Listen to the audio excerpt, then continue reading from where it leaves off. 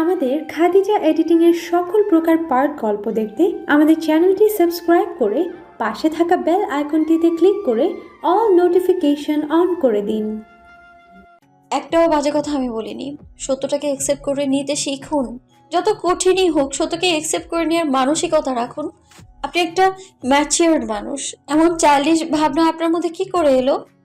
চেঁচিয়ে উঠল রায়ান। নবনীর কাছ থেকে বাকিটা শোনার প্রয়োজন বোধ করল না, ওর অপেক্ষাতেও থাকলো না, গটগট করে চলে গেল সিঁড়ি বেয়ে। এসেছিল নিজেকে হালকা করতে, কিন্তু তা তো হলোই না, উল্টো পাথর ভার আরও সহস্রগুণ বেড়ে গেল।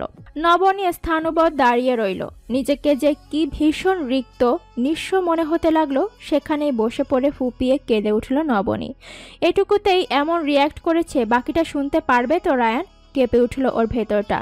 ভালোবাসা বুঝি এভাবেই ভেঙে চুরে গুড়িয়ে দেয়। রুমু প্রতিদিনের মতো সকালেই উঠল ঘুম থেকে। মা ফজর নামাজ পড়ে আবার কিছুক্ষণ ঘুমান। ঝুমুর ঘুম ভাঙে 8টার পরে। হাত মুখ ধুয়ে নিজের জন্য চা বানিয়ে বারান্দায় গিয়ে দাঁড়ালো।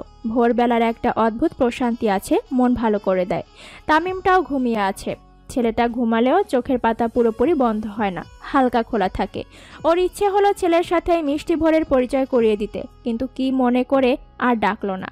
বিয়ের প্রথম দিকে এমন ভোরগুলো ওর কাছে স্বপ্নের মতো ছিল। সাফায়েত ওকে নিয়ে বাইরে হাঁটতে চলে যেত, ফিরে আসতো শ্বশুরবাড়ির বাকি সদস্যদের জাগার আগেই।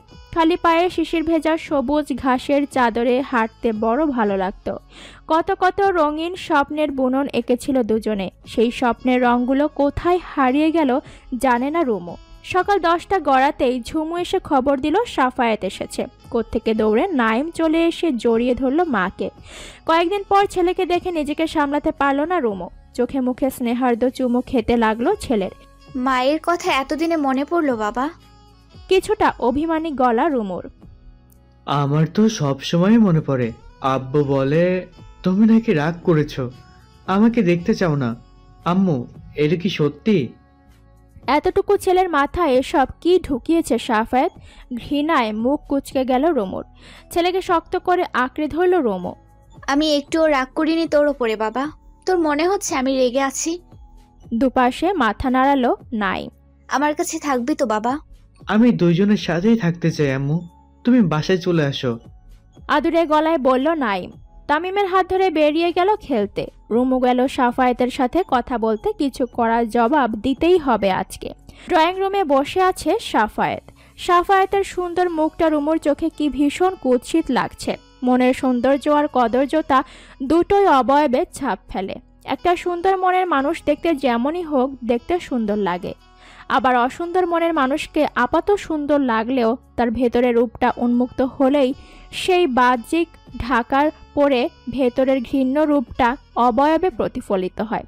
আজ সেটা স্পষ্ট উপলব্ধি করতে পারছে রুমু। নাইমকে এসব আজে বাজে মিথ্যা বলেছো কেন সাফায়াত? তুমি বেশি বেশি করছো তাই বলেছি এসব। শেষবার জিজ্ঞেস করছি, তুমি যাবে কি না বলো।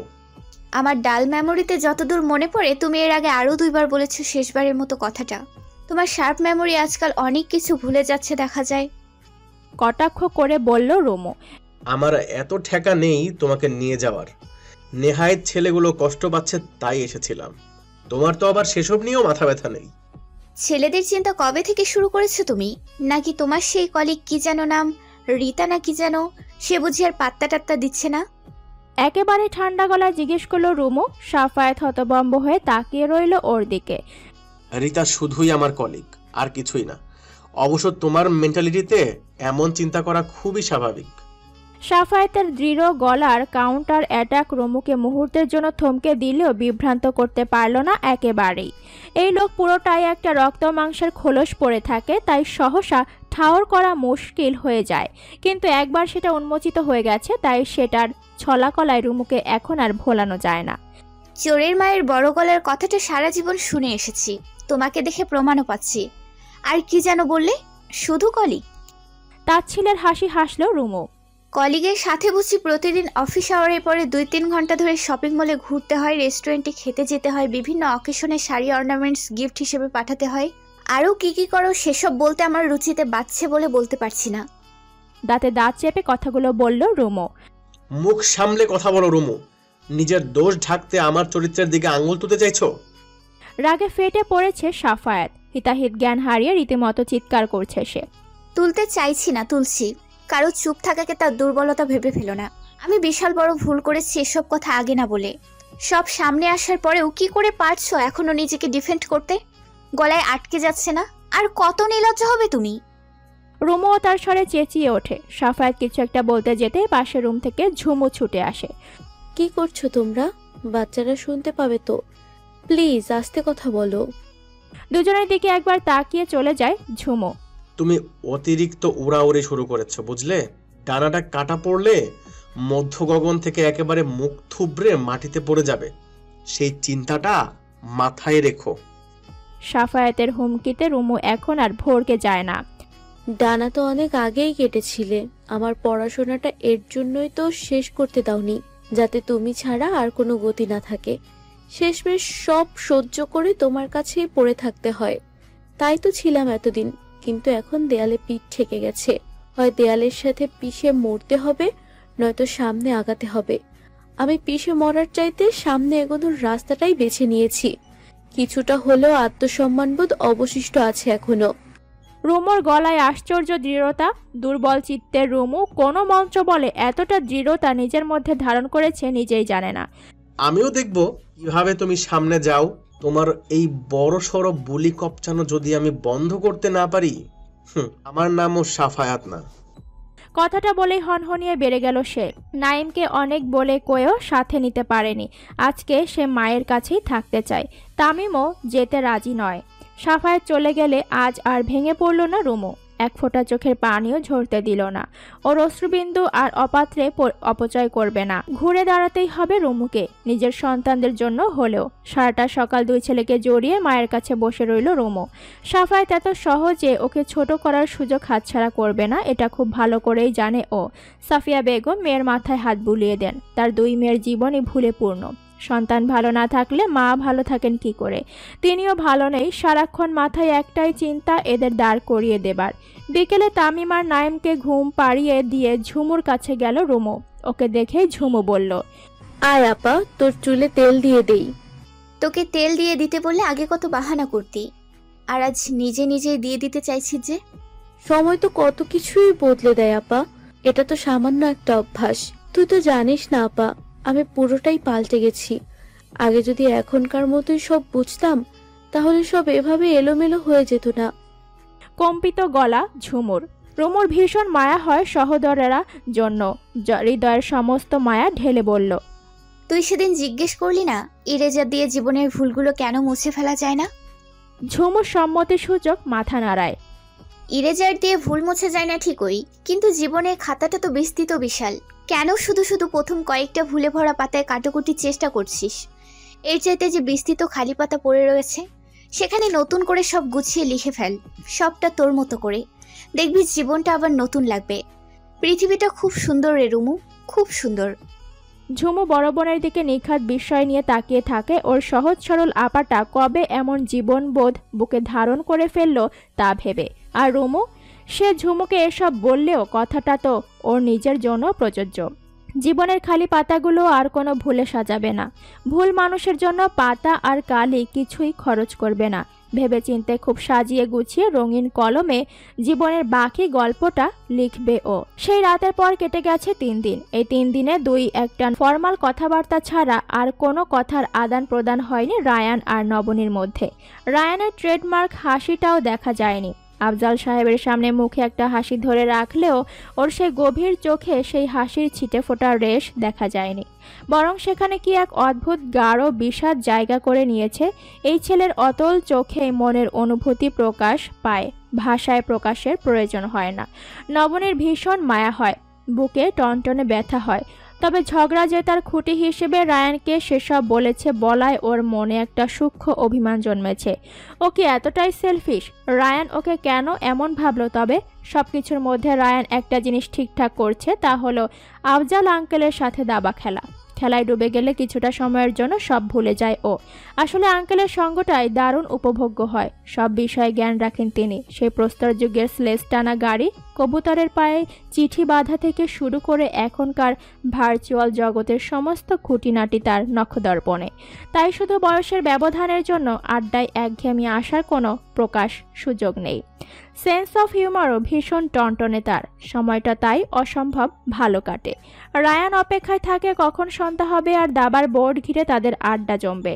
দাবায় যদিও ও হেরেই যায় সবসময়, তবুও আঙ্কেলের সাথে সময় কাটানোর সুযোগ একেবারেই হাতছাড়া করতে চায় না।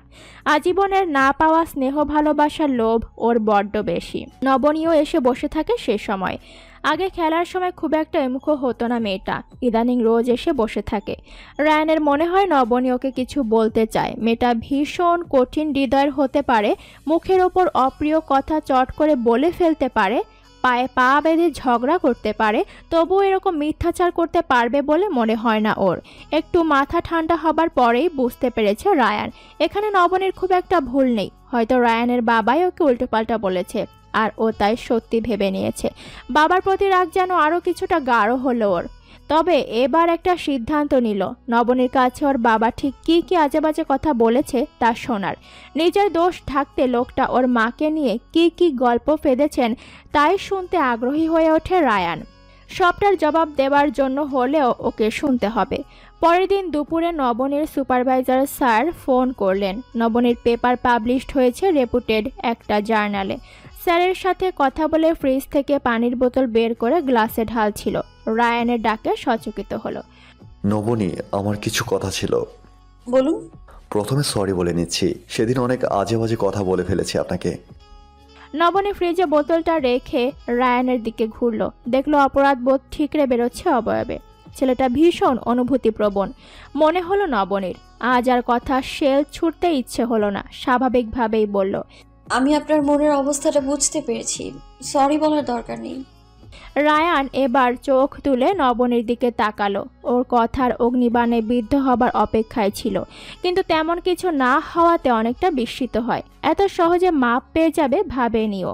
তবে আর কথা বাড়ালো না এটা নিয়ে। কে জানে এই মেয়ের কখন মতিভ্রম হয়। আমি আসলে জানতে চাই ওই লোকটা মার সম্পর্কে আর কি কি বলেছে।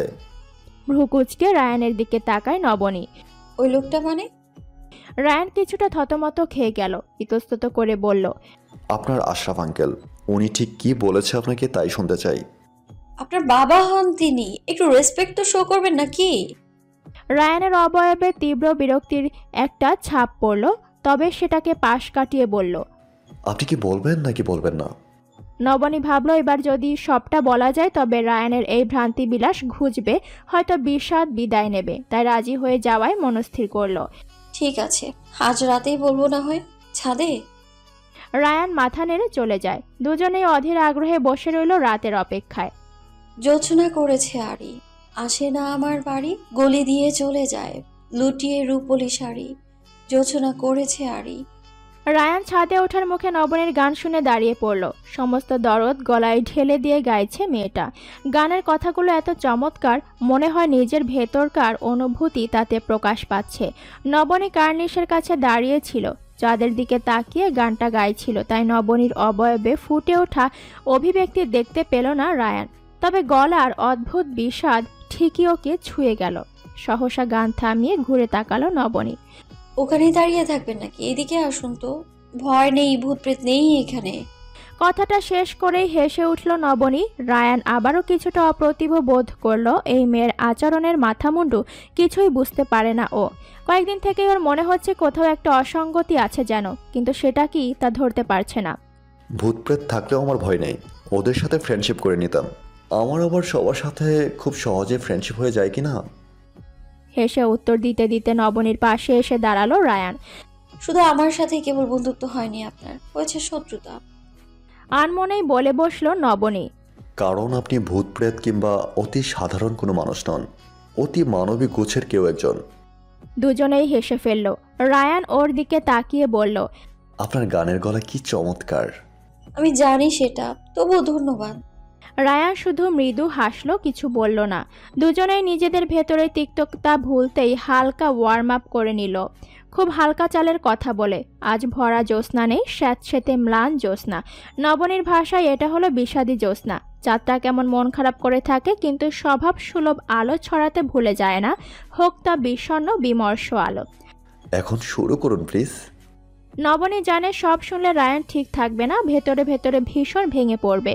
তবুও বলতে হবে, সত্য তো সত্যই হয়। বলছি, তবে শুরু করার আগে একটা কথা বলে রাখি, মাঝপথে কোনো রিয়্যাক্ট করবেন না প্লিজ। আগে পুরোটা শুনবেন, হয়তো খুব কষ্ট হবে, তবুও সবটা শুনবেন। এতেই হয়তো সামনে চলার পথটা কষ্ট কম হবে আপনার একলা পথের সহযাত্রী পেয়ে যাবেন আপনি।